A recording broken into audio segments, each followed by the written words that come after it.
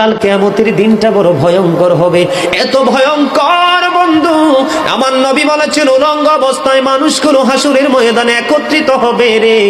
ও বন্ধু, প্রত্যেকের কবর থেকে ওই হাসুরের ময়দানটা কমপক্ষে 50,000 বছরের রাস্তা হবে রে বন্ধু।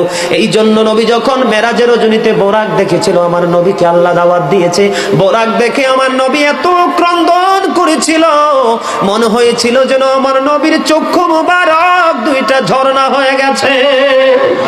এই যুবক, কাল কিয়ামতের দিন ঘাম এত ঘামবে রে, কেউ মাজা পর্যন্ত, কেউ নাভি পর্যন্ত, কেউ বা আবার পুরো শরীর বন্ধু ঘামের নিচে ডুবে থাকবে, আবার মাথার মগজ টকবক টকবক করে উতরাইতে থাকবে রে। আল্লাহ বলেছেন লা ইয়ামুতু, people will not die that day, সেদিন মানুষ আর মরতে পারবে না। আল্লাহ বলেছেন ফিহা ওয়ালা ইয়াহইয়া, people will not be able to live that day, মানুষ সেদিন বাঁচতেও পারবে না।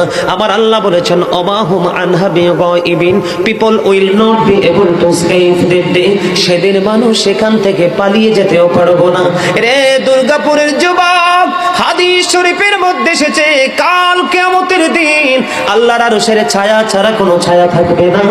ওই কাল কিয়ামতের দিন এই দুর্গাপুরের যুবকগুলো চাইয়া দেখেন চাতক পাখির মতো বসে আছে। আমার কাছে এত সুন্দর লাগে রে যুবক, আমার হৃদয়টা ঠান্ডা হয়ে গেছে, কলিজা ছুঁয়ে গেছে তোমাদের উপস্থিতি এবং মনোযোগ।